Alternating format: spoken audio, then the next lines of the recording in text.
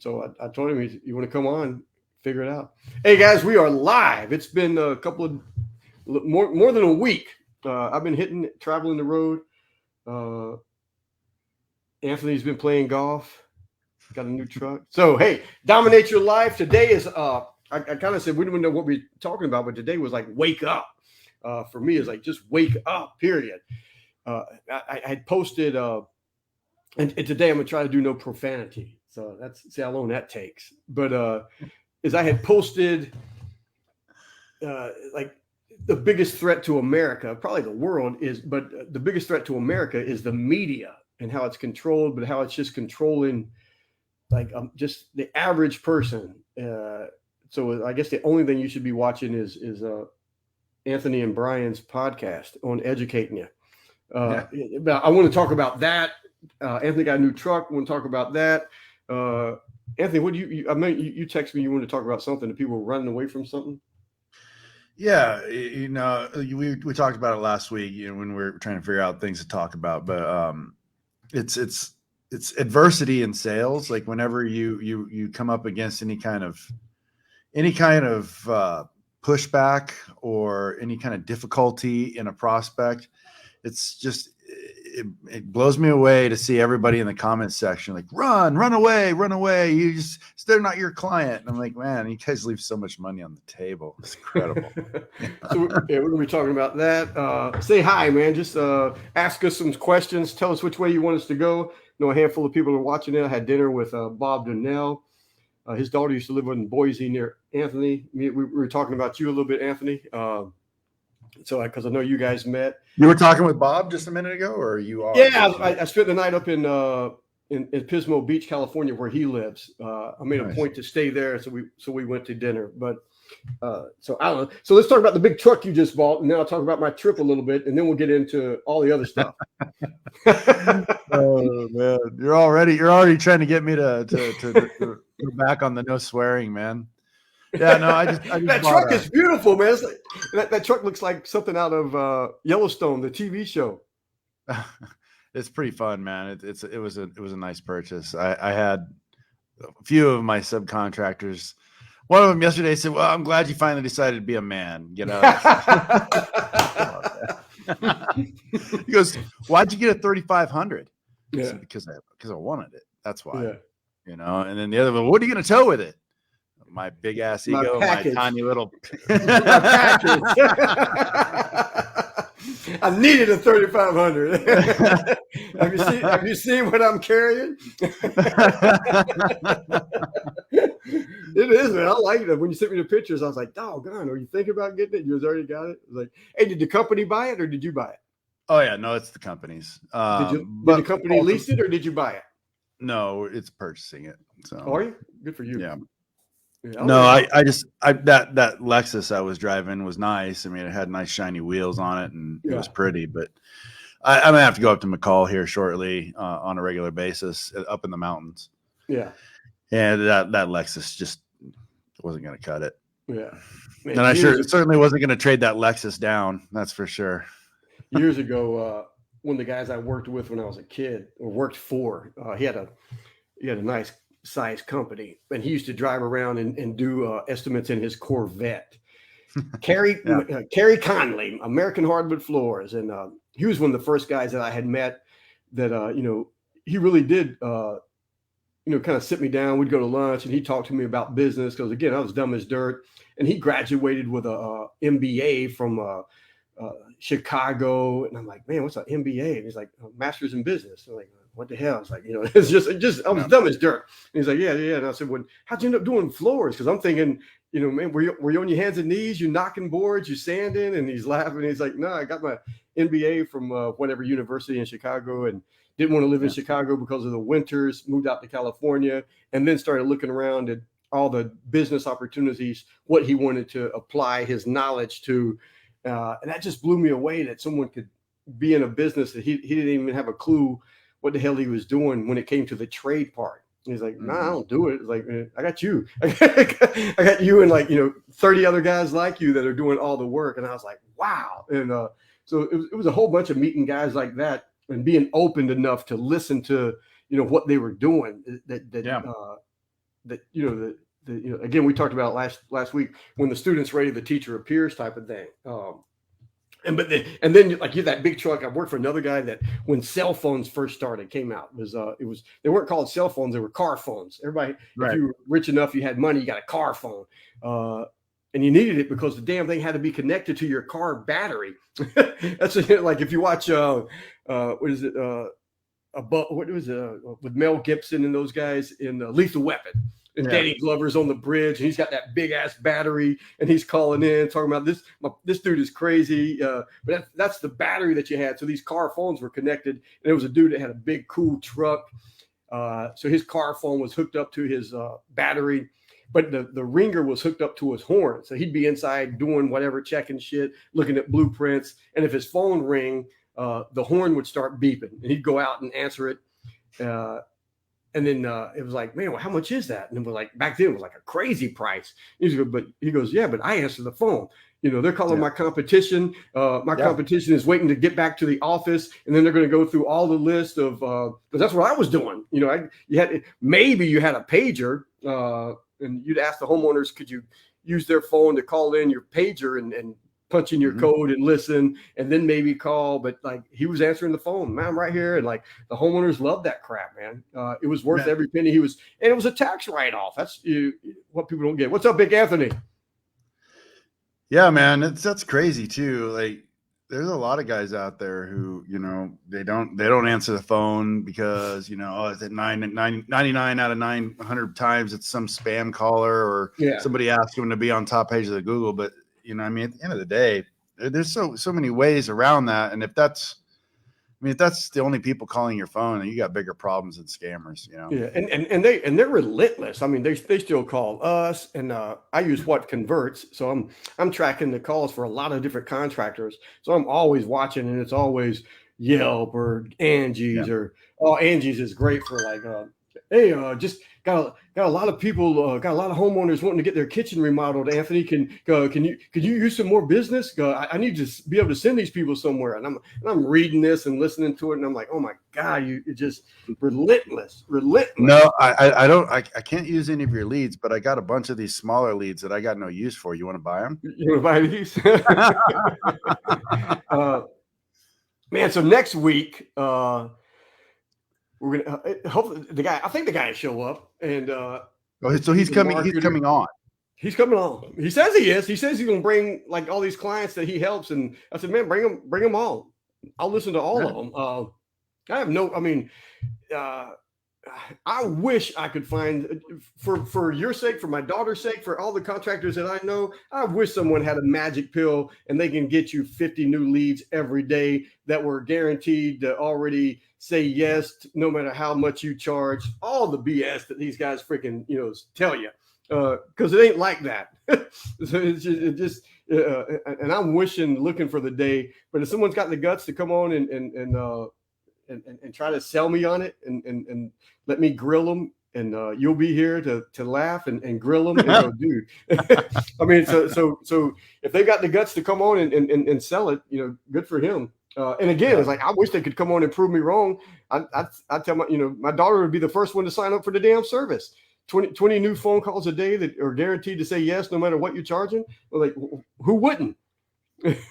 So, and that's the thing, kind of going back to that, is like, if you are spending money on a service like that, and I think you said it best to me years ago, man, you're like, if you should learn how to do, your own marketing, so that at least when you are ready to hire that out, what to look for and how to oversee it. You know what I'm saying?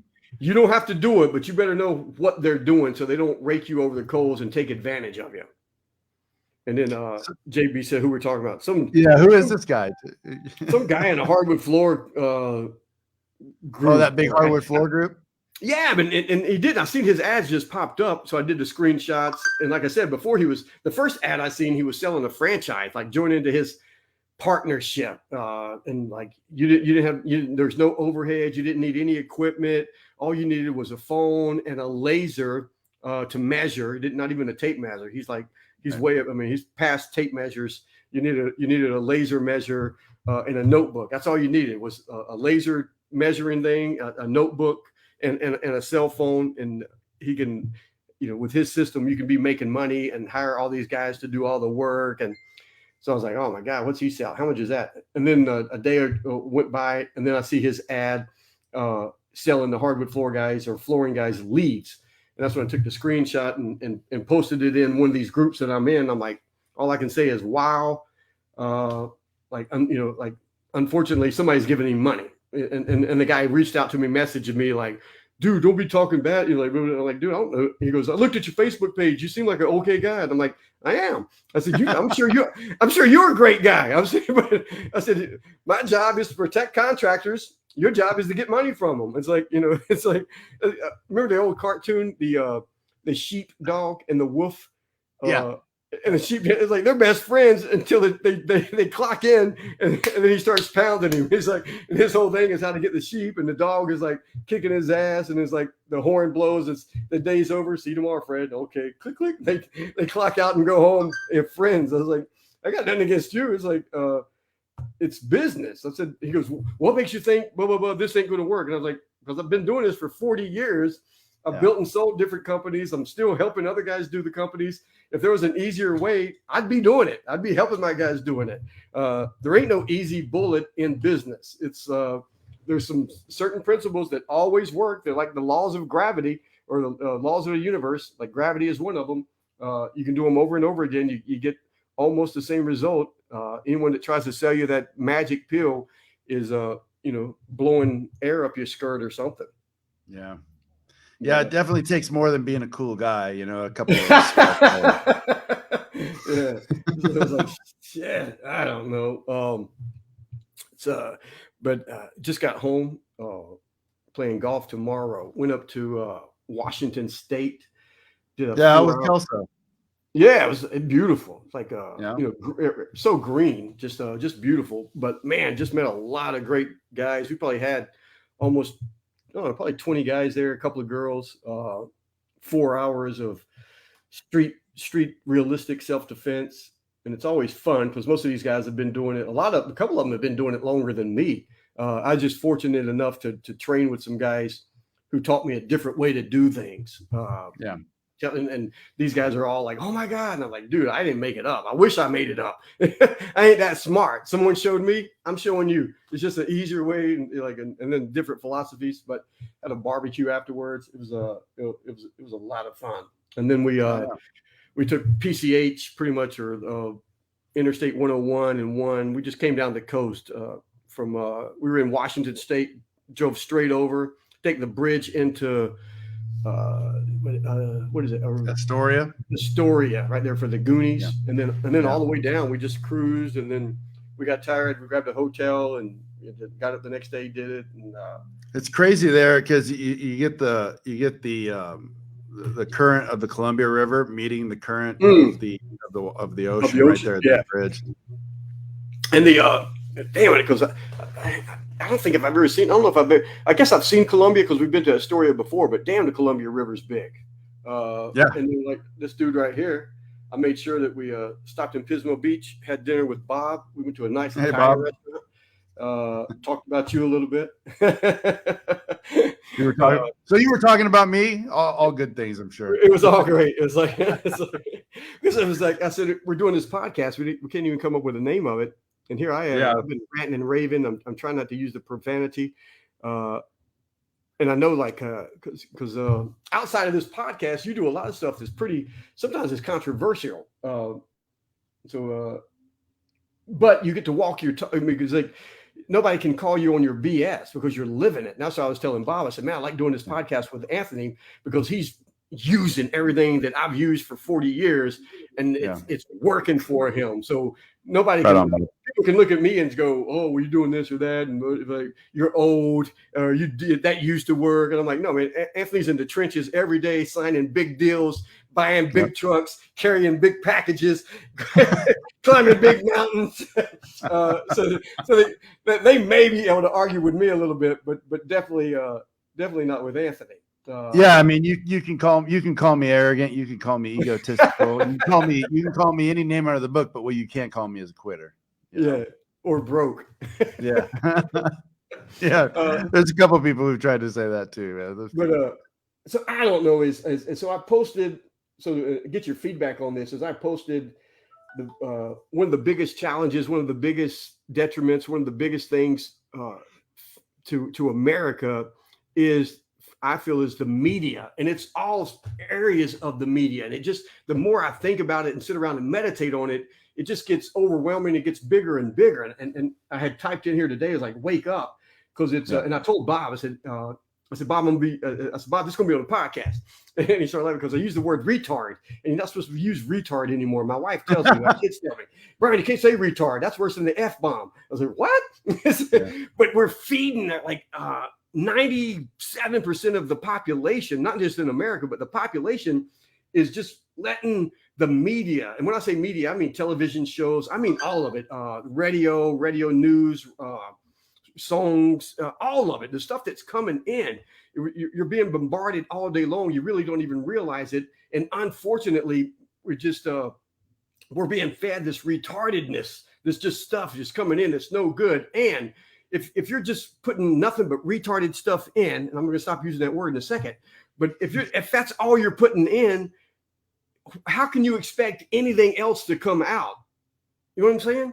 It's just that garbage in, garbage out. Yeah, you've got to be so aware of what it is that I watched one of Bob's podcasts today. It wasn't even a podcast, it's just a live Facebook thing, because I sit there and listen to Bob all day long, because he's just talking good stuff, and that's what I want. If I'm not listening to Bob or PDB, Patrick David Bad, or just old Jim Rohn stuff, it's just I'm feeding myself good stuff all the time, and I'm paying attention to what's coming in. I don't turn it off, because I need to see what I need to battle for other people. I'm like, hey, dude, what are you watching? Like, no, I've seen that. Here's what's really going on. Here's this. Here's the behind the scenes. This, all of it, whether it's business, whether it's political, whether it's religion wise. It's just, you've got to limit what you're intaking. But more than that is, you got to pay attention to what's coming in, and where it's the neurons that are firing off in your brain, and where it's getting stored, and what that means, because every second of the day you're forming new habits. You're always forming new habits. You're either reinforcing the habits that you have, or you're changing slowly. The wife, we sit down yesterday, watch television. The wife puts on some show, I think it's Netflix, but it's called Fit to Fat to Fit. She turns it on. I'm like, if you want to watch this, I'll watch it. I'm sitting here just trying to relax from the long drive anyway. So she pushes play and goes and starts talking to my daughter for 2 hours. And I was too lazy to get up and grab the remote. So I watched this damn show. And it's these, personal trainers, super, super fit. They've been super fit their whole life, and they're going to be working with someone. The episode I watched, this dude's like 400 some pounds, wants to lose over 100 pounds. So this personal trainer can't relate to him. So for 4 months, all he does is eat as much as he can. And his goal is to gain 60 pounds of fat in 4 months. And he gained 62 pounds or something. And then him and this dude that he's going to be training, they're going to work it out together. They're going to now he can relate to this overweight dude.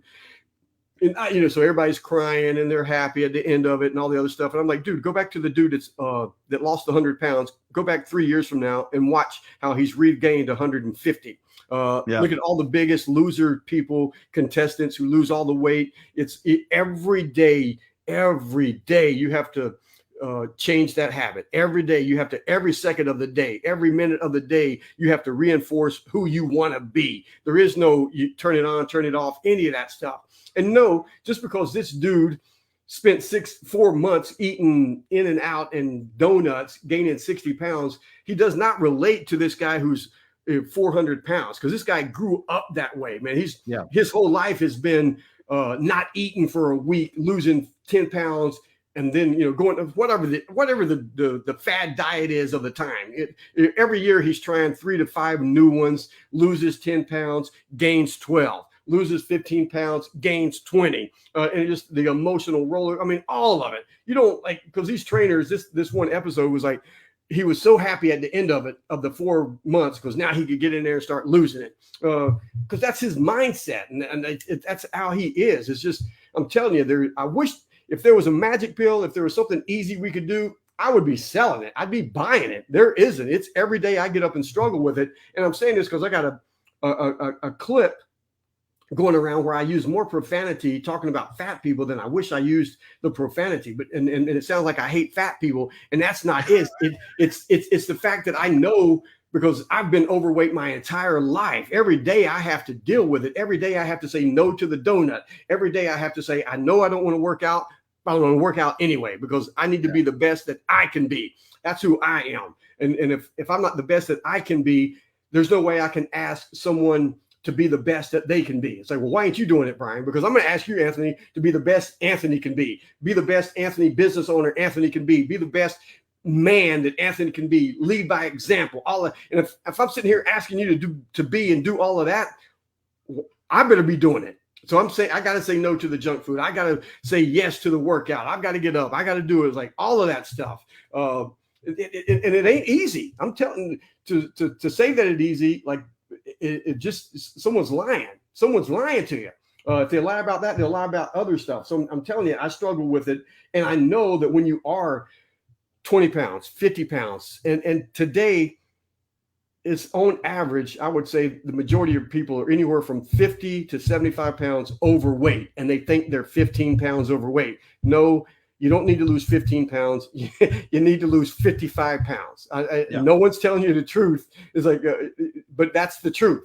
That is kind of that agenda that the media pushes as well, too. And that's the problem. All part of it anyway. No, that's the whole wake up thing. That's the whole media is we're being bombarded with BS, and they're turning us into their slaves and letting everybody think that it's okay to be average. And it's not. It just isn't.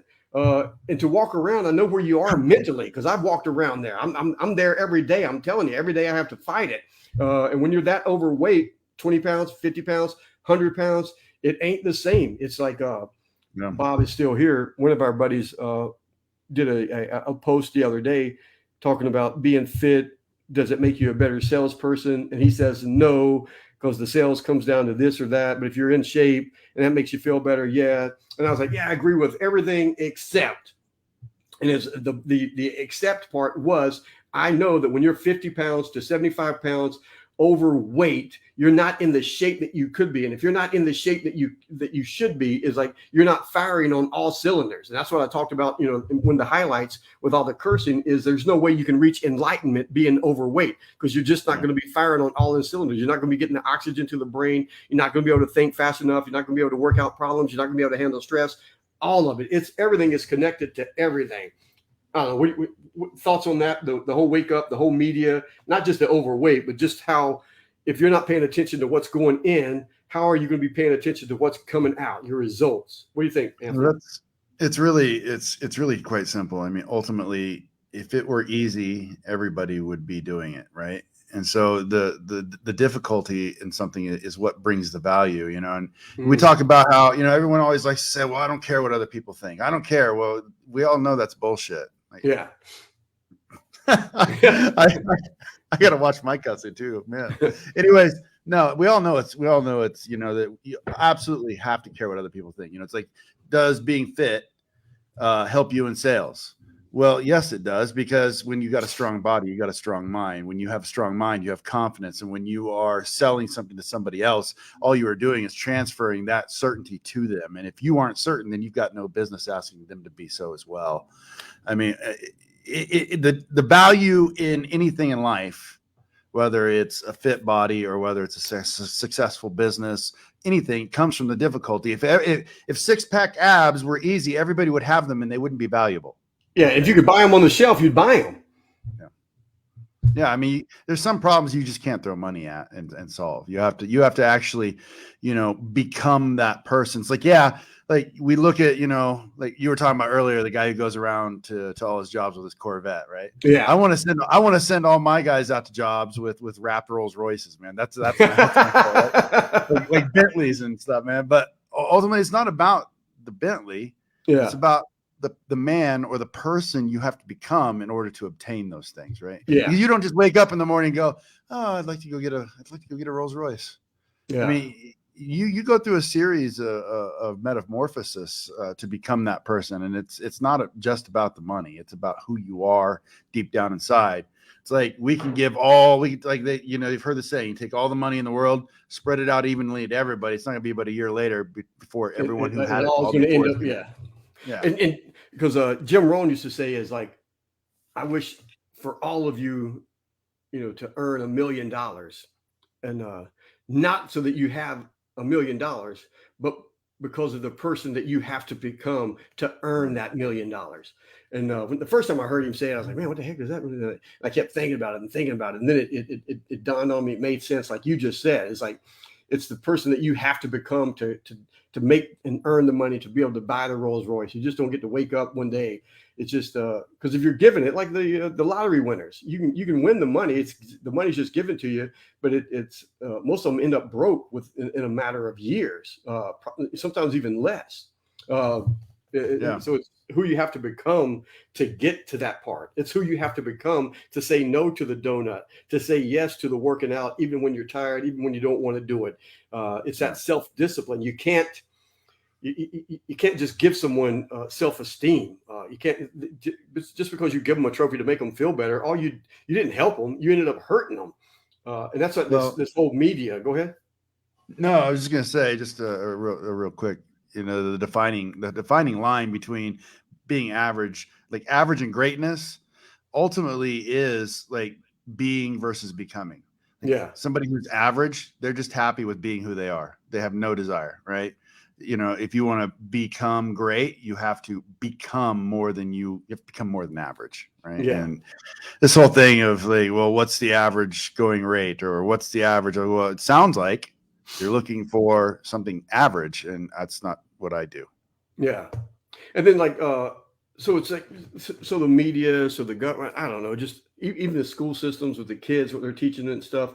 It's like they're slowly brainwashing and turning everyone into slaves. I don't know. It's like Andrew Tate told a great story that was a study was done with these 5 monkeys. So they put 5 monkeys in a cage, and there's a rope dangling down in the cage, and there's a banana at the top of the rope. So every time a monkey would try to climb up and grab the banana, they would spray all of the monkeys with this higher pressure hose. So everybody would fall down, they'd wait. Another monkey would try it. Everybody would get sprayed with the hose. Mm-hmm. So pretty soon the monkeys realize it's like, hey man, every time one of us get on this rope, everybody is getting sprayed. So it's not just it's not just the monkey getting on the rope. They're spraying all of us. So one monkey would get on the rope, try to climb up and get the banana. The other 4 monkeys would grab him, start pounding him and teaching him the lesson. Don't get on that rope. So that went on. Now a monkey climbed the rope. All 4 of them would grab it and pull him off, beat him a little bit. So now they take one of the monkeys out, put in a new monkey. The new monkey sees the rope, tries to climb up, get the banana. Other 4 monkeys grab him, start beating him. We don't want to be sprayed. So over a period of time, all of the original monkeys were out of the cage. It was all new monkeys, no water being sprayed. But because they had all been programmed, someone touches like the society around us would, is starting to, anytime you try to climb out of the cage, climb up and get the rope, society, the media, what we're being taught is everyone is beating us down. Like, no, we know what's going to happen. It's like, and we're not paying attention. It is. And we're not paying attention to what's going in and who we are becoming. And it probably drives me more insane than anything. The thing about that too, Brian, is people are so quick to point the finger. It's George Soros, or it's Bill Gates. It's what's his name with the pedophile island. Great, these are bad people. Don't get me wrong, but here's the truth.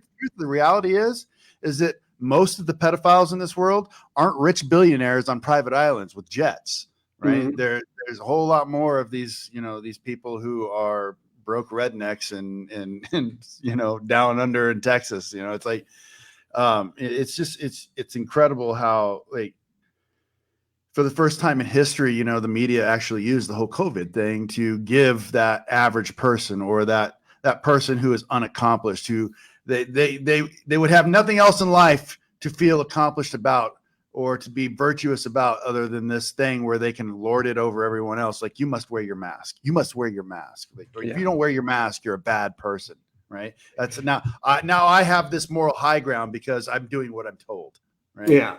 And that's a great example of the whole monkey thing, because that COVID is like, man, you'd have the mask on. Everybody's pointing at everybody wanting to beat you up because you're not falling in line. You're not wearing the mask. You're not getting in line to get the shot. It's like, and now they're all regretting it. And I get to stand on my high mightier than thou and go, look at all my Facebook posts. I was right about I feel like Trump. I was right about everything from the beginning. It's like from day one, I kept arguing about all of it. And it's just it's crazy that we're not paying attention to it. It's also the same thing too, beyond just the media, I mean, the media, I think, just kind of plays on what we convey to each other on a daily basis anyways, because like one of the biggest things that I see that we do to each other as a whole in a populace is like this whole idea that you shouldn't be confident, right? Because if you're confident, you're just an arrogant, egotistical, ass or whatever, and everyone's like, how dare you? I remember a couple of years ago, I referred to myself as the best, and I can't forget what it was. I was some group on Facebook, and this lady started sending me private messages like, how dare you? How dare you? I'm like, no, how dare you not be the best? Like, well, if I'm the best, why can't you be the best? Like, do what you do. Yeah, and it's a weird thing how most people don't want to see other people succeed. Yeah, I've got videos all over the place. Because begging people, don't be humble. Just be the bird that's floating your feathers. What's that bird with all the feathers? Well, it says, I mean, if you want to take that quote from the Bible, for what it says, I mean, take it for what you will. But it says, be humble before God. Yeah. Right? It doesn't say be humble before men. It says be humble before God. Yeah. It's like, and you can take that however you want, but I mean, ultimately, you don't have to be horrible to people to just be real and to be firm. And it's just like, people can't handle being, it's like when you hold them accountable, that's a huge one right there. Holding people accountable. People hate when you do that. Like, no, see right here on this piece of paper that you signed, this is what we agreed on. And this is what we're doing. If you like something else, we can change that.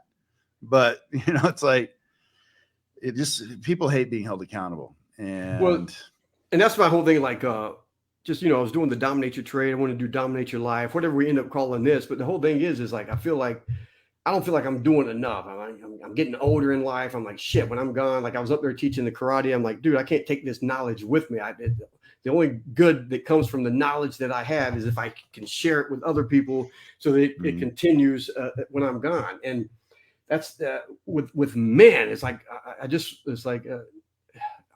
the podcast is for women because I want women to be with men. But the whole thing is like, we have lost what men are. Men are like, and I guess everybody's like you said, everybody wants to point fingers at Soros and all these other guys, and the media is like, oh, they're trying to feminize us and they want to do this. I'm like, you're letting them.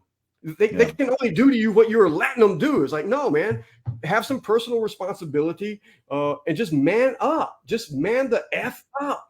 It's like pointing the finger. Yeah. Pointing the finger of blame at them. They. Who's they? Who are they? We're they. You're the only ones that are responsible for your actions. That's it. You can blame it on everything else, but you are responsible for your actions. Whether you like, and I say there's only three things we have total control over: what we do with our body, what we put in our body, and the thoughts that we dwell on. That's it. They don't get to control that. It's like you have to get up and work out. You have to eat the right food at the right time. All of that stuff. You have to have the thought process. This whole act as you think is like real men don't get to be depressed.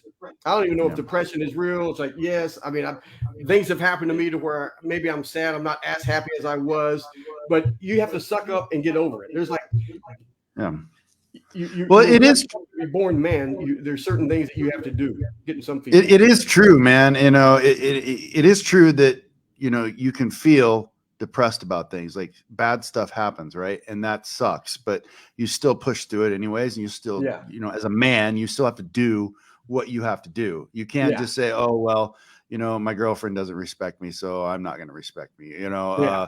This happened, so I'm not going to go to the gym. You can't. The thing about it is, though, it's very true. It's very true. This whole concept of depression is this thing that you have to go. You're afflicted with like a disease, right? Yeah. And you have to go to the doctor. You have to get pills, and you have to be Ugh. codependent. And Andrew, I was listening to Andrew Tate this morning actually while I was working out, and he was talking about, hey, you know what? Robin Williams, for example, right? Well, Robin Williams is a prime example. He went to therapy for 10 years and they fed him psychotropic drugs and he killed himself, right? Had he gone in there and the therapist just told him like, hey man, listen, there are people out here in this world starving who can't, they're drinking out of mud puddles in Africa. You are Robin you're Robin Williams, man. Yeah. You need to wake up. You need to take your ass home and quit being such a just man up. I'm telling you, it's like and it's funny you said it because I've said this forever with the mass shootings, and it's always these weirdo guys, men. Because my wife is like, how come women don't go crazy and start shooting people? It's like, I don't know. I was like, women don't have the stress, whatever. It doesn't matter. Men are here. Was it the last one? Was it the last one a woman who was pretending to be the man? Or it was like I think it was. It's like, and then my wife was like, see, she starts thinking she's a man and she wants to shoot people. But so to hear Robert Kennedy, he's running for president right now.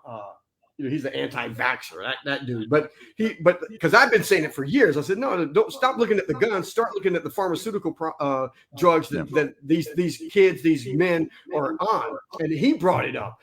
So he was saying that the majority of all the shooters are on something like SSRI or some other psychedelic drug, or when they come off of it. My sister that lives in Pocatello, they put her on depression medicine, and she took it for less than a week and threw the bottle away. And I was like, what? How come? She goes, oh my God. She goes, it was bad enough for me to be depressed and feel like I wanted to kill myself. But when I took these drugs, it made me feel like I wanted to kill everybody around me. And I was like, I said, it was good for you to know that and get rid of them. But yeah, it's like Charlie Brown, the cartoon. I used to have this drawing. I would show it different presentations, but it's Charlie Brown all slooped over with his shoulders and lumped down and this. And Lionel was asking him, what's going on? He goes, why are you standing like that? And he goes, oh, I'm depressed. He goes, the worst thing you can do when you're depressed is pull your shoulders back, hold your head up high, and stick out your chest. He goes, it ruins a good depression. And in the seminar, you have people do it. And it's like you tell someone with as an actor, I'm the director of the movie, action. Show me that you're depressed. And they all do that. They all have the same body language. And it's like, all right, show me that you're happy. And they all stand up straight. They hold their hands. Like, it's hard to be depressed when you're jogging or working out or walking around. You got the endorphins going. But it's hard to get up off the couch, get up out of bed, and get outside and start doing it. It's that fine line when you sit there and have that conversation with you and start making up excuses. Oh, well, this happened yesterday, or I got an earlier business meeting, so I better do this. It's like, those are all excuses to keep you from doing what you should do. Get up, take action, get your day started going straight. Even if you can't do the whole 45-minute workout, give yourself a good 10, 15-minute workout. Get up out of bed, roll out of bed, fall on the floor, and don't get up until you did 10 push-ups. I mean, do that every day, and then turn it into 11 push-ups, and turn the 11 push-ups into 12 push-ups.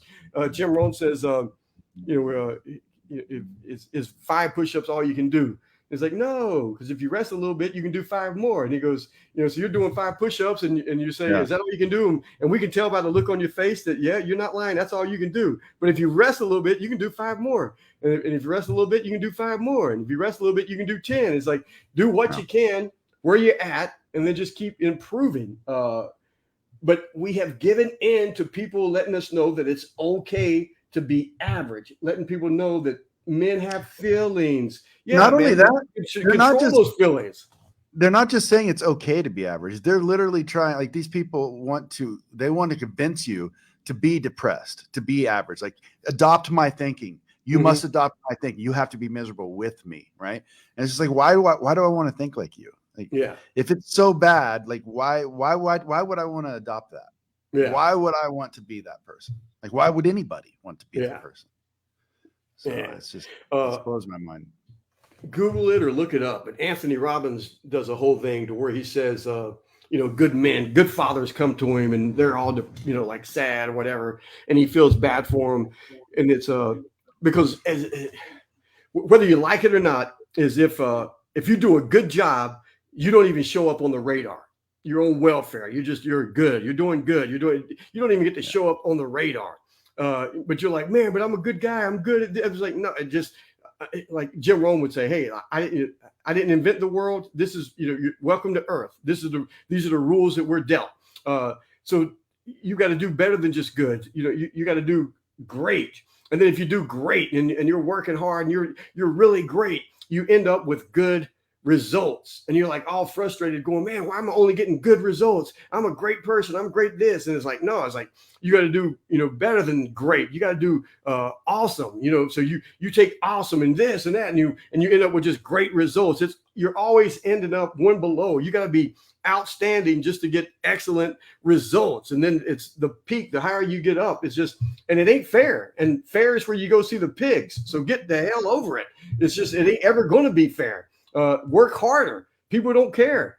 They shouldn't care. They got their own problems. They have their own struggles, but not being the man that you should. I'm telling you, if you're watching this and you're born with 2 balls and a dick, you're a man. You're gonna have problems. You've got to suck it up and carry the weight. Atlas Shrugged. Read the book.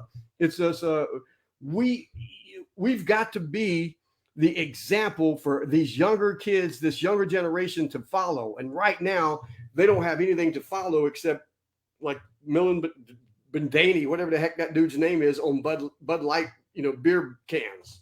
Oh yeah, Dylan something. Yeah, but so this generation, my wife asks me all the time, man. There was a couple of 20-year-olds, a 15-year-old at the karate seminar I did.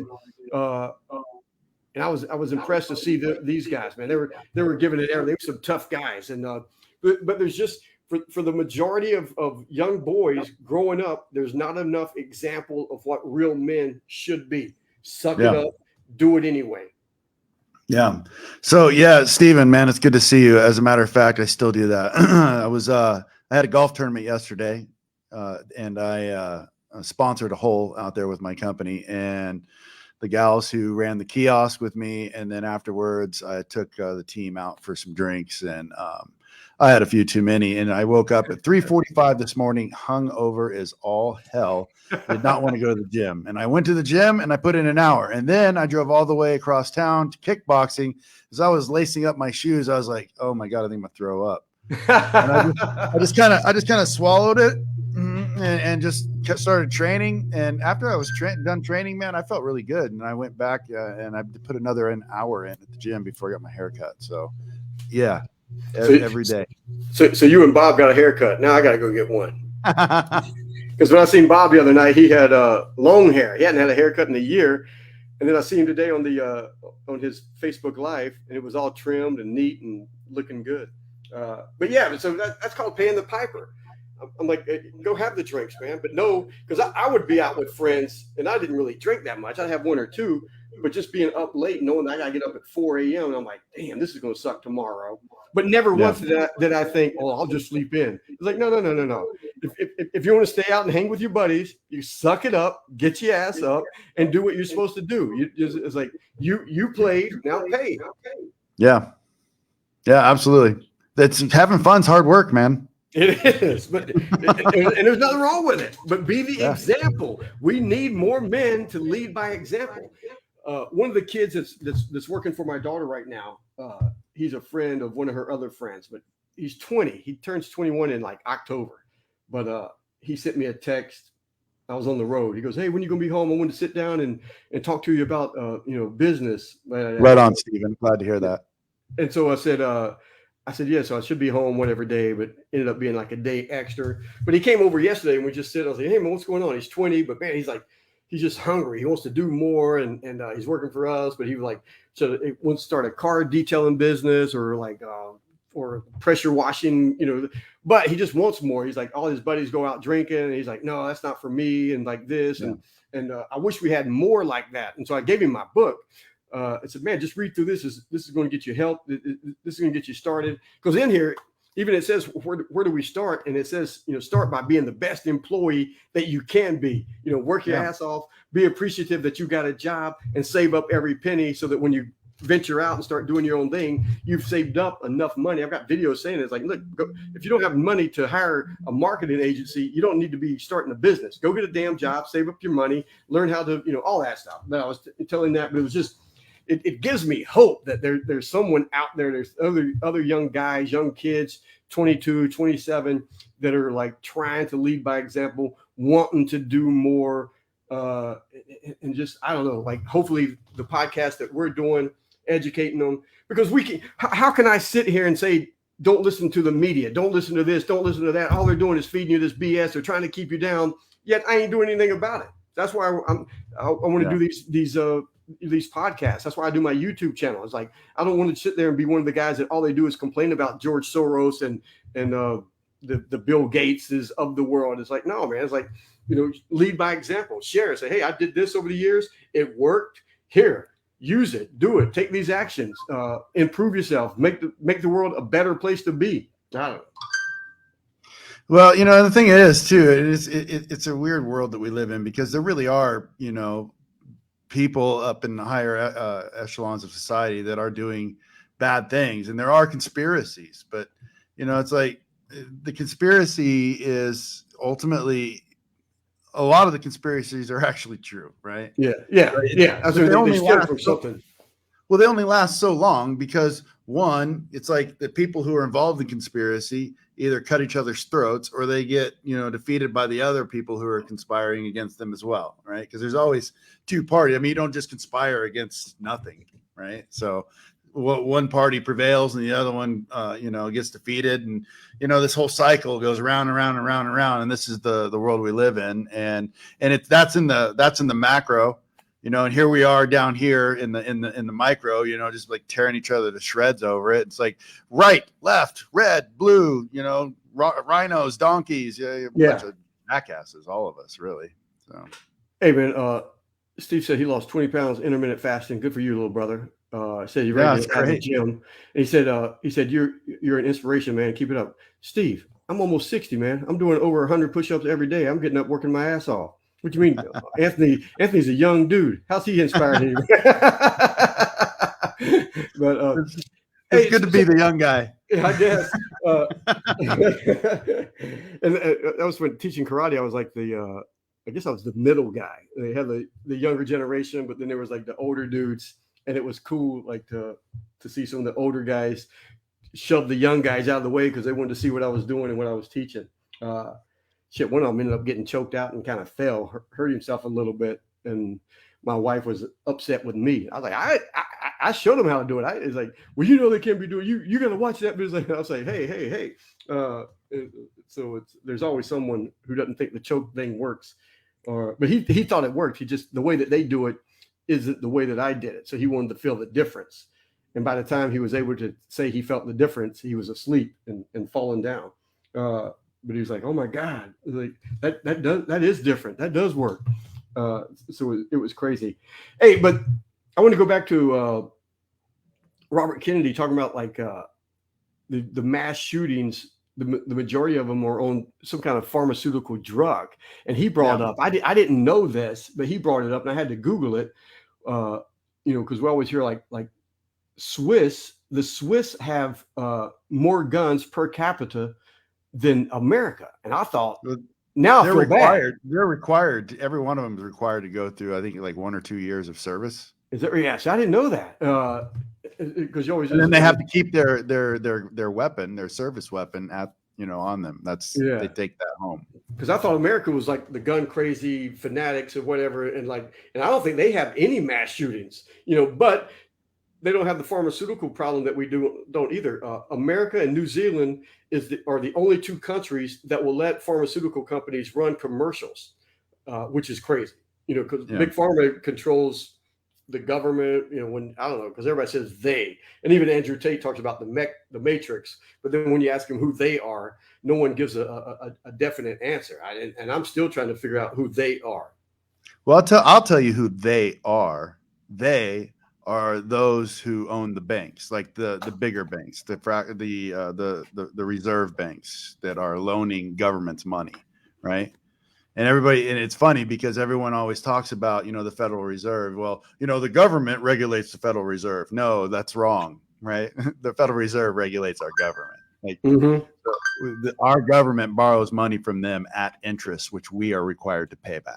And that's the bottom line. So, and there's a lot of conspiracy theory rabbit holes I can go down on that. But at the end of the day, that's really the gist of the situation.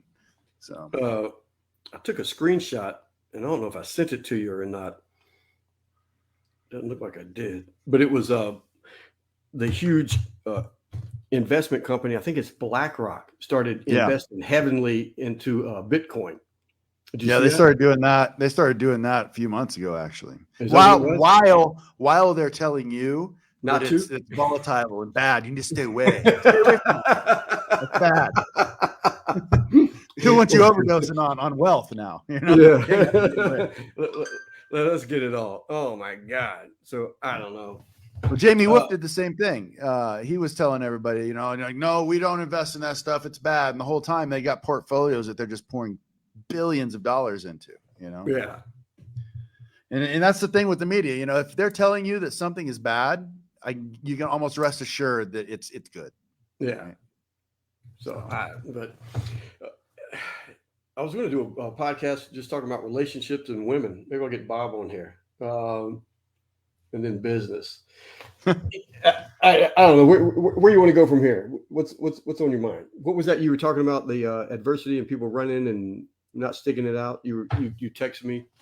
Yeah. So we, because I run the 208 Contractors Group. It's the largest contractor group here in Idaho, and I think I actually tagged you in that post. I can't remember if it was that one or another one, but it just cracks me up when, people have a little bit of adversity. Like, the client said they didn't like my price, right? And then so the whole comment section below is like, well, you got to run. Just run for the hills. Run away from that stuff. And it's just like, man, people are leaving so much money on the table. And it blows me away how people who own businesses don't realize that, it's their job is sales. Like everything is sales, whether you own a business or not, right? Yeah. You got a 2-year-old who wants dessert, but not his broccoli. You got to sell him on why he has to eat that broccoli, right? And it's not just because you're going to slap him upside the head. You got to get him to actually eat the broccoli. Yeah. You can't just beat him up. Right? But the thing is, teach him to enjoy it. Well, yeah, teach him. You got to understand how to overcome objections in sales, right?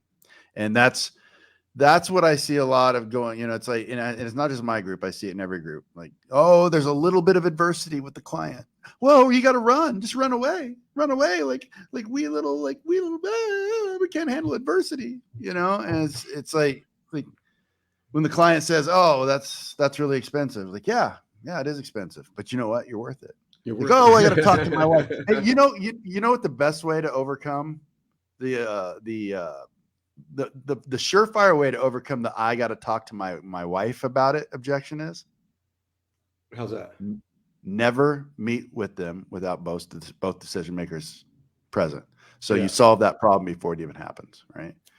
Or, if you understand what your system is and your process, you're talking to these people and they're like, yeah, well, I want to talk to other contractors. I want to talk to my wife. And it's like, yeah, but does it make sense to you, right? Yeah. You got to learn how to overcome those objections. And, it goes back to, average versus great, if that person called you, they're interested in purchasing something, whether it's from you or somebody else. Yeah. And if you know that you have the best product and you have the best service, then I feel like you're, ethically obligated to close that sale. And I think there's a lot of salesmen out there who think they're salesmen, but there's a huge difference between salesmen and closers. Mm-hmm. And the big distinction between a salesman and a closer is, well, there's two. The closer is not afraid and knows how to overcome objections. And the closer actually asks for the sale. Like, oh, you want to think about it? When should I follow up with you? Yeah. No, give me the deal. Like, what's the worst can happen, right? Yeah. Worst can happen that is I follow through in it and you're completely satisfied. If you're Yeah. not, then I won't stop until you are, right?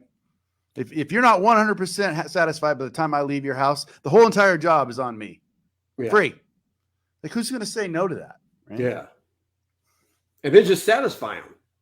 Yeah, and then actually just do the job and don't leave until you know?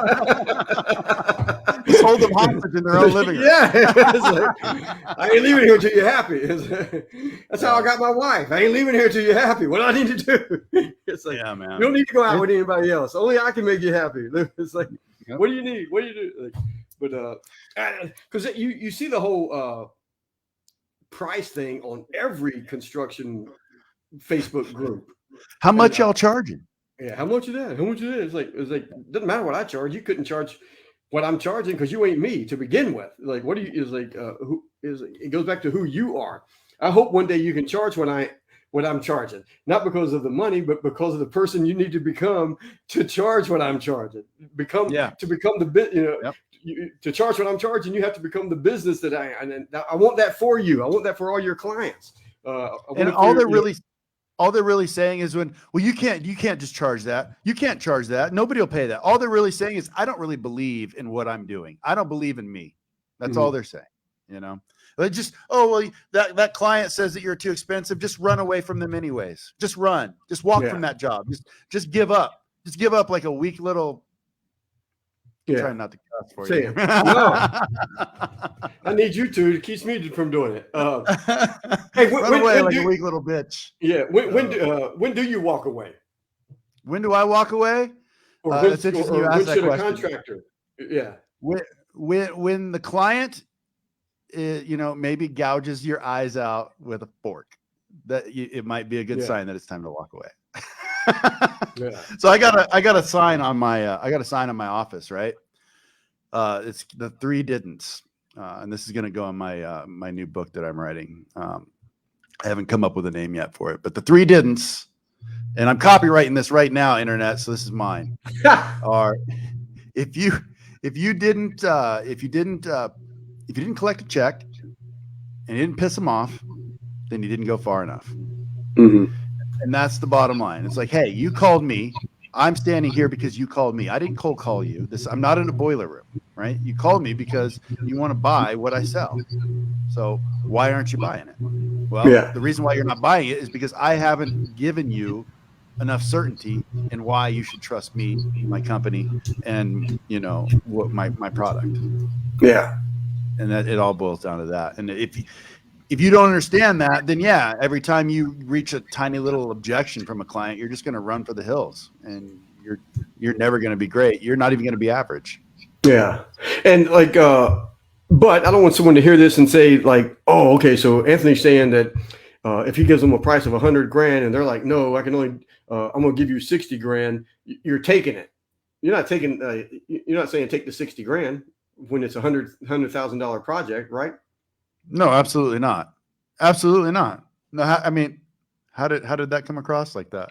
Because like some of these guys are like, they'll let the customer tell them what they're paying versus like, and that's how all these prices come up with like, oh, you're charging how much? You can't charge it. They're only paying this certain amount, and this is like, but when you're meeting with you have the confidence because you're the best, GM, the GC in Boise. You've got the best subs. You got the best, office warranty. Managers, you got them, all of that, everything is just warranted. Like you said, it's like you're not leaving until they're happy, not leaving. You're not going to finish until they're satisfied, 100%. And that if you're the best company, you're obligated, to close the deal. But at the same time, somewhere in your head, like in the art of the deal with Trump, he says that if you're not willing to walk away, you've already lost. Meaning, not that you're going to whine and walk away, but that you're the best they're ever going to get because you are the best. It's like, look, the next contractor, any other contractor that you hire is subpar to what we're going to do in all areas, whether we're finishing on time, we're showing up when we're going to show up, we're doing this, you don't like that, we're changing that over, we're doing this, we're not doing certain things for free, we're not coming down on the price, we are everything that you need to fulfill the dream of this room addition or this house that you need built. All of that is in your head, confident wise, because like you said, you're not being humble because that there is no other contractor they can hire that's going to do what you're going to do 100%. And you're ethically that's it, right? obligated. You're ethically obligated to close that deal because you know that no other person is going to be able to serve them like you can. Exactly. If forget believing in yourself, if you Yeah. know yourself, you have a duty to close that sale, because otherwise they're going to get screwed and they're going to get a horrible, they're going to get screwed. Yeah. And, the thing is, it's like, and that's what, let me just stop you. It's like, and that's that whole, if you didn't piss them off, if you didn't get a check, then you didn't go far enough. That's the whole thing. Because if you whine and bitch, like you just said, and cry and like, oh, I'm leaving, I'm out of here. But then if you don't do the job, you walk away and let them hire someone else, you did them a disservice, because no one in town is going to do what you could have done for them. You've got to know it, man. It's got to be in your core that, man, these people, I got to do something. I'm not saying something right. I'm not doing, like, these people want a room addition. These people want to build their house. They want this. Like, there's nobody that's going to do what we're doing. And somehow you got the certainty. You just need to convey the certainty to them. Somehow you need to, bridge that gap. Well, studies have been shown time and time again, man, and I'd have to go pull the sources, but it's been shown that the main driving factor between that, a client or a consumer purchases something is rarely, if ever, like, the main reason why they purchase is price, right? Obviously some things are different, but when it comes to higher ticket closings, anything above $5,000 is high ticket. The major deciding factor for them purchasing that high ticket item or service is not the price. It's like they're looking at you like, man, I don't trust you. Or, I don't like you, or I don't like your product. Right. Yeah. And it's true, man. I mean, you think about it. The bottom line is this, Brian, we're all like this too. Like, even me and you, we are consumers as well. And so we have to get inside our prospect's mind, and we have to understand that when the prospect calls you, they're already scared of you. They're scared of getting screwed over. They're scared of getting ripped off. They're scared of getting taken advantage of and taken for a ride. And they're lying to you. Every time a prospect opens their mouth to you, whether it's about what they really want, how much they really want to pay, it's all bullshit. They're lying to you because they want to get a great deal. We are psychologically driven to get a better deal on everything we do. It's like, why wouldn't you? Right. Yeah. But you, as the person making the sale or closing the sale, you have to understand and get inside their head and realize it's okay. Like I get it. I know they're lying. I have to not take it personal and get all huffy puffy and storm off because I got a little adversity from this person. I mean, it's like, dude, it's pitch made. It's weak. It's weak. Yeah. Yeah. And that's when you start comparison shopping and prices and stuff. I'm telling you guys, like, they're getting a room addition. It's like, okay, they're not getting, if you're not doing it, they're not getting the same room at the end of the day, because of who you are as a contractor, of showing up, of answering the phone, of your guys showing up, of coming back, doing the touch-ups, using the best part, all of that stuff. There's no, if someone's better than you, go work for them. Yeah. But if you're the best, you've got to be able to convey that to them. And there's like, and the price may be different, but they're not buying the same freaking thing. They're not, and everybody wants to use, you're buying, you're paying for a Ferrari or you're paying for a Volkswagen. I mean, that's kind of it. But you should be the Ferrari, or be the freaking Volkswagen and just know your limits, know who, know your clientele. But you've got to know in your head, it's like, if you're not the best at what you do, you either got to become the best or go work for the best. Yeah. And let that company do the best, for that client. Absolutely. Yeah. So, but it goes back to too, is it all comes back down to like, there's a lot of female contractors and they seem to be able to, I don't know, talk to the homeowner maybe a little bit better, or like, because the guys, egos get in the way. I don't. Well, the thing about it is, Brian, and you know this from all your years in the trades, like when we're working with clients in their homes, we're not working for the husband, we're working for the wife. Right? Yeah, 100%. And when the females get to talking, the guys go to the other room and we, it's like, we got tools, and that's the reality of the situation, So, it is. And even when it's two gay guys, one of them is, women contractors really excel in that area. Yeah. They're able to communicate, but it's always the female.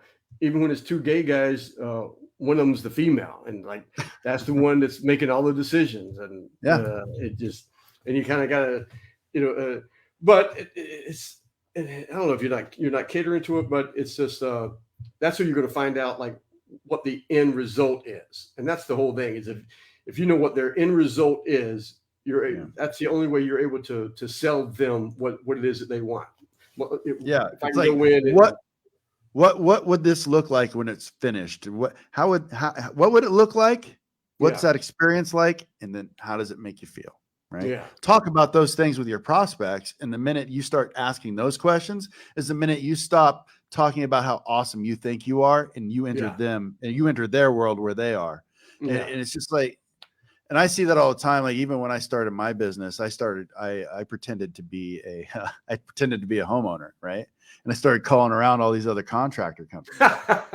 And I just was like, I want to get this done. I want to get that done. And I swear to God, every single one of them, they just would not shut up about how awesome they are. Like, man, like it's so easy to, like, it's not even competition, dude. It isn't. It's we call it ghost, but even on the in the Facebook groups, and they're asking about, what do you charge? I'm like, every area is different or something. I said, but get on effing call, call 5 people, go to Google and search your service, and call 5 or 10 of those companies and act like a homeowner and ask them and see what they're charging. Don't ask us. Some dude in New Zealand telling you in New York what he's charging in New Zealand doesn't do you any good. Find out what the 10 contractors in New York or in your area, what they're charging.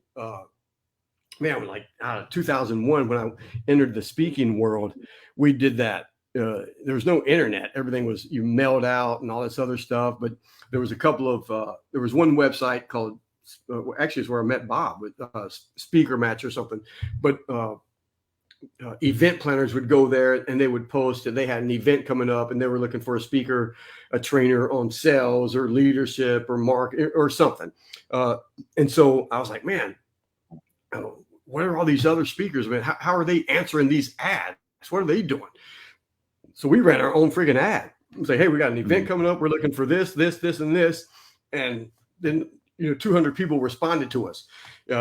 We found out how they called back, who called. Was it the speaker himself, or did he have, a management team calling for him? Did he have someone in the office calling, fielding it, asking the questions? Some people were just sending out these packages with envelopes and VHS and DVDs and brochures and all of this. So, I mean, we had over 200 people responding to us. And so we and then I just took whatever they were doing and did it better. And modeled it. You modeled it. And we had a group, like my wife and like 2 or 3 other people sit around going, okay, well, this person responded like this. Did you like that? What about this one? What about that? They sent this, they're like, we were doing the videos way back when. And I was like, man, all the videos that they were sending were like, they were all shit. I was like, no, nobody's going to watch this for more than a couple of seconds. So the video had to start off with like the first thing, all you heard was the audience laughing, so that you were like, shit, do I need to rewind that? I missed something. What the heck? Because all you heard was the audience laughing. You felt like you missed something. You're like, oh shit. Well, there's nothing to rewind. But then it got you. I had them from the beginning. They put in a DVD, and the first thing they hear is the audience laughing. You're like, oh shit, I missed something. So now they're listening. Like, what? And then the next one, it would be right off. They would get the joke, and then everybody would laugh. And then I would go into the content, and then a laugh, and then the content. And that sold more than anything. It was like, oh shit, if nothing else, we're going to bring him in. We're going to be entertained, and the stuff, he's making us laugh, but at the same time, he's slipping in some good knowledge that we can use. And then I had the video testimonials. Even way back then, we were doing video testimonials from Blue Cross Blue Shield, NASA, all of it. And it would pop up right in the middle of a joke that I was getting ready to tell. So, hey, before I finish this joke, I want you to meet Anthony. He was just at one of our events. He's actually brought us in. What'd you think? Boom. And then all of that stuff. But we learned all of that because I wanted to see what other people were doing. I tell guys, even in the construction trade, I said, it doesn't matter what business it is. Someone's already doing it. You're not this rocket science coming up with all this new bullshit. It just ain't, go figure out what they're doing, what works, and then do it better.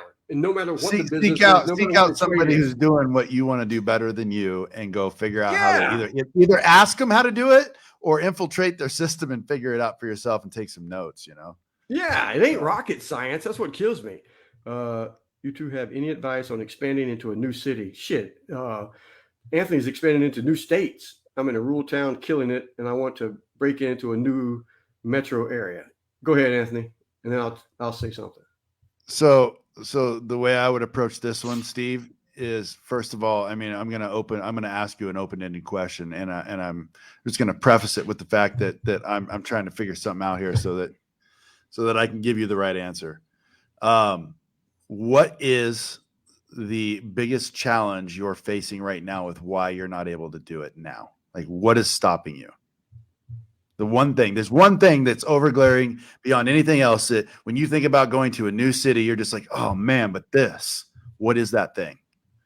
Once I understand that, then I can answer your question. So, and I'm going to answer it like this. Do what Anthony did. He's in Boise. Outside of Boise, there's a beautiful mountain resort called McCall, hour and a half, 2 hours away, with multi-million-dollar, resorts and cabins and houses. And Anthony's like, shit, there's money up there. I want some of it. So what did Anthony do? He ran ads, Google ads up there so people could see him. They're up there. They're not in Boise. So if they're up there searching Google for someone to add on a room or build a cabin, they're not going to find an ad in Boise. So Anthony was smart enough to run the ads up there. They click it. They see his fantastic website. They see his videos. They see him talking shit, being the guy who he is. And now they get to see his truck. So I've actually, that client, we're building a 4,000 square foot home up there right now. Well, we're getting ready to. Yes, you need a more bitchin' website. Everybody needs a more bitchin' website. Trust me. Your website might be bitchin', but it's not. It needs to be more bitching. It's not moving to new cities bitching, right? But no, man. So like these people, they followed me on TikTok too. They're like, "Oh yeah, we found you on TikTok. We love you." It's like great. Yeah. But the thing is, like, ultimately, Steven, I mean, that's what I did. Is I dropped a pin on Google up in McCall, and I ran ads, right? And the big thing was, the key part to take away from this though is I spent a lot of money. Yeah. I spent a lot of money and time before that came to fruition. Yeah. And I mean, that's the bottom line. But now that you're in that area, I mean, that's gold. I mean, that's gold. And for me, it's like, I don't know, I can expand someone's Google business so that you show up in maps. I can expand that pretty far. But to go from, like, I'm here in LA, Orange County, but if I was going to be in Palm Springs, that's too far. I wouldn't be able to expand it there. So I would open a location in Palm Springs just so I can have that Google business listing on maps in that area. Yeah. Whether I have to rent a place, whether I have to find another something. But I need that address in Palm Springs so I can be in the top 3 of Google Maps. And then I'm going to run ads. But I'm going to show up in Google Maps first, wherever I want to be. The one thing I would say though, man, ultimately is if you're going to start moving and expanding into, bigger other areas, make sure that your systems and processes are on point, because even when they are on point, you are 100, 200, 300 miles away from this place. And people, you got to have oversight of systems and processes, not the people, the systems. The systems, if you oversee the systems and processes and you understand what results they produce and why, then you ultimately will manage those, which will then in turn manage the people, right? Yeah. But if you have leaks in your systems here, don't try and take it outside of where you can reach. Yeah. Fix them here, because it's a lot easier to fix local than it is at a distance.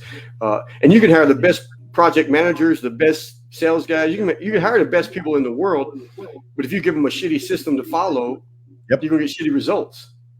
Just like you always said, dude, when we were getting together years ago, you're like, look, man, Google ain't the same anymore. They don't care about how many people come to your website. They care about how long they stay, right? And if you're running ads, it's like, I don't even want to run ads for people who want to fucking put them through a shitty website. No, because then you're just going to come complain to me about how it's not working. Yeah, I won't even run them. If we didn't build the website, I won't even run the ads. Yeah. Or I tell them, say, hey, you can have someone else build it, but it's got to be like this. Boom, boom, boom, boom, boom, boom. And then by the Heat time they go reading. to and by the time they go to someone to get it like that, it's 10 times what we would have charged them to begin with. No, I wouldn't do virtual to get on Google Maps and make sure that I'm there. I'm going to rent a spot because I don't want to piss Google off. I may even rent a spot like from a hair salon or something. Somebody, you got to have that location. What I did, Brian, was in Washington and Oregon, you have to do what's called a registered agent. Yeah. And so like if basically that becomes your for all intents and purposes your office, so to speak, right? Yeah. You pay them, it's like $300 a year. They receive all the mail, and it's almost like an automated PO box. Mm-hmm. And so in most states that I've seen, you at least have to do that. Even in Idaho, I have to have a registered agent. I just happen to be the registered agent here, but abroad, as a foreign entity is what it's called. I have to have registered agents in those states. Yeah. That way, I can't just run into that state, cause a whole bunch of havoc, and then run off into the sunset.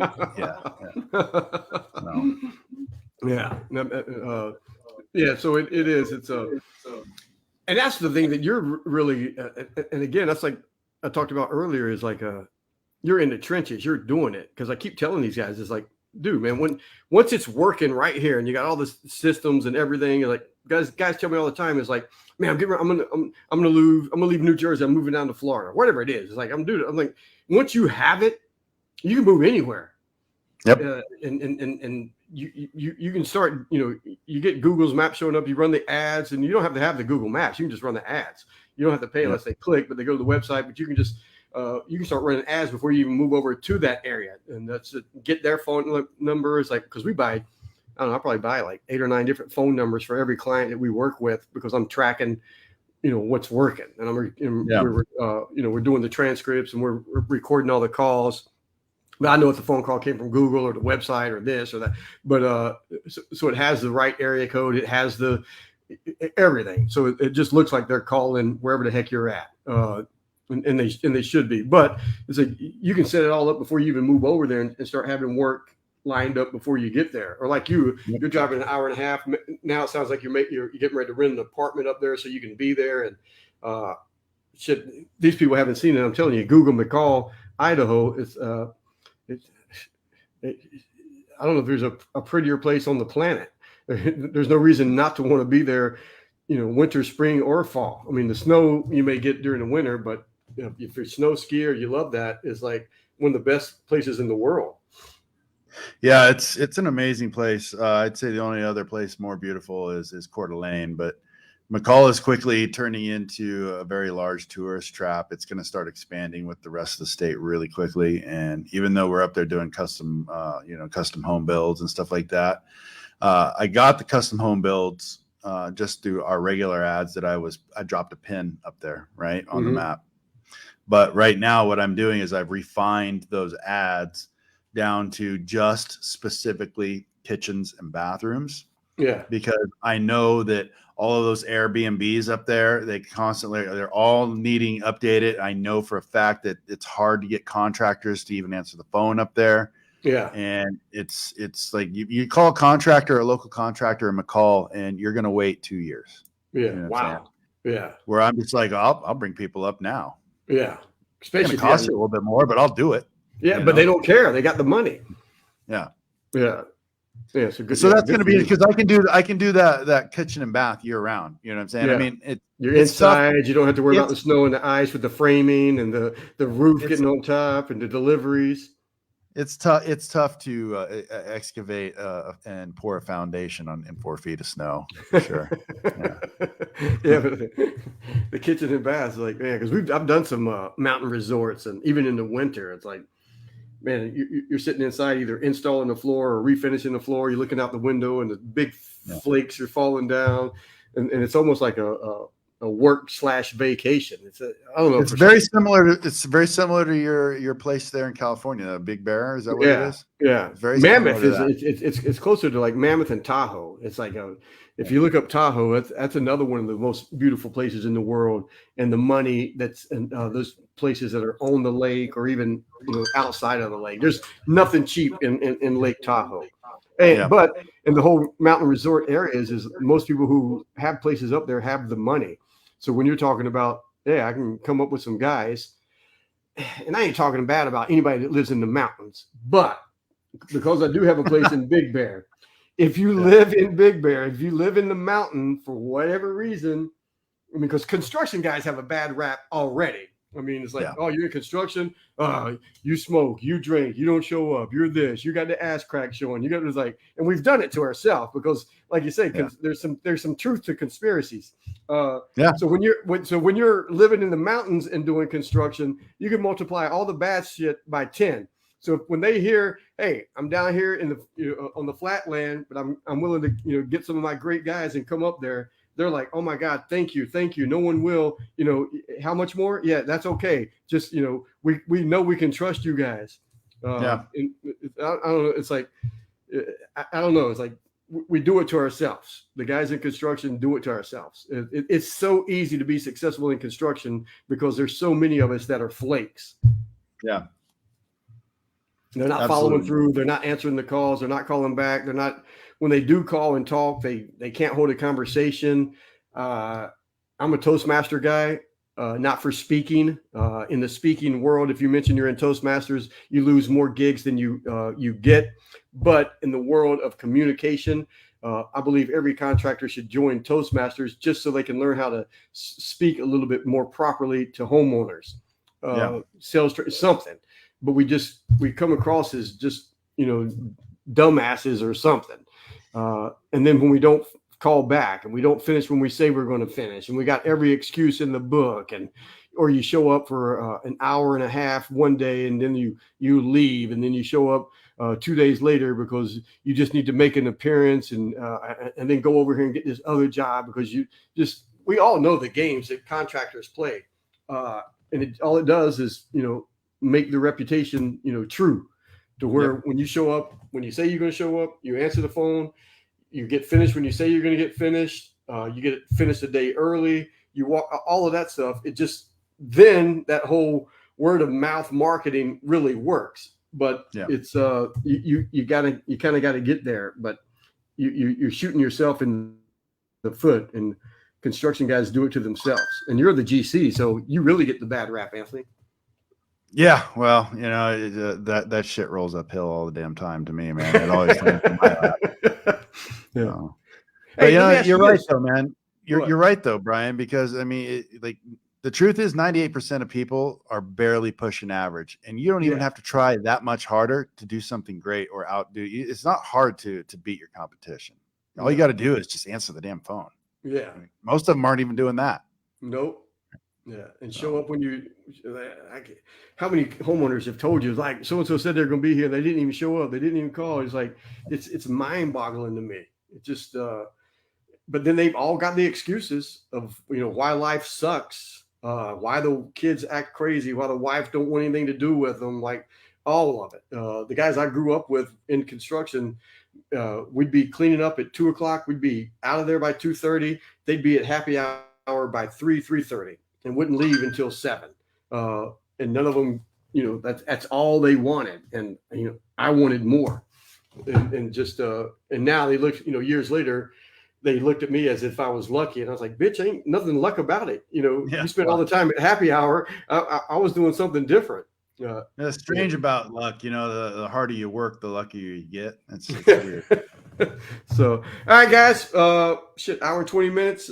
Any last words before we get out of here, Anthony? Monday next week. Monday, hopefully you can. Is it Monday, Anthony?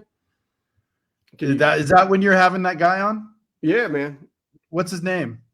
Shit, I don't know. Walt. His name personally is Walt. Send me a link to him. I want to check him out before we go on with him. All right, and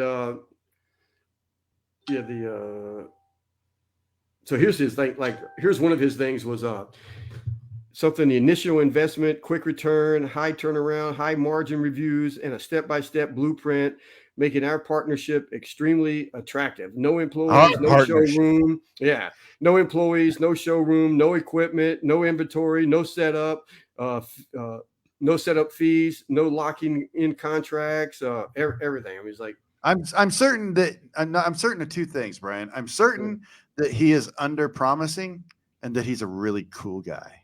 Yeah. I'm looking forward to it. I'll send you the link, but it's a 1-day refinishing model. Yeah. All right. That was a one day refinishing. I'll find a link and you can read it, and you may read it and go, oh shit, and sign up yourself. We'll see. hand over the credit card. Yeah. Shut up and take my money. Yeah. It's like, where do I sign? I was like, but I mean, honestly, I wish he would show up and go, damn, yeah, we all gonna sign up. We all gonna be rich. We're gonna. Yeah, that'd be fun actually to start having some of these marketers on here, like these guys who promise all this shit, you know. Yeah, and he says, I'm sure one of them actually is a cool guy though. Yeah, I'm sure they're all cool. Yeah. It's like, and I don't know if I'm just reading, we'll find out. It sounds like he was in the trades and he did something. I don't know, but who knows? At least he was actually in the trades. Maybe we know of a guy. I think we met in his group, and he was in the trades for a very small amount of time.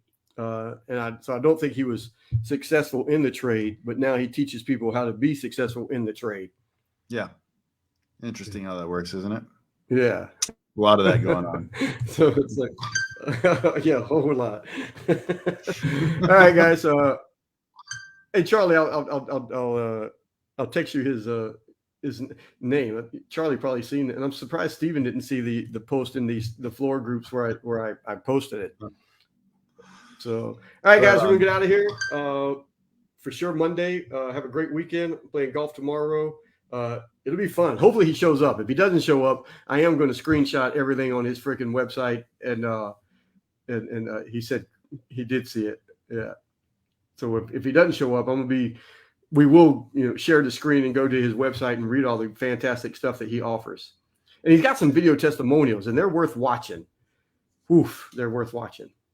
I'll check it out. Yeah. All right, guys. We'll see you Monday. All right. Thanks for watching, everybody, and hit them good tomorrow, Brian. All right. Yes, sir. Thank you.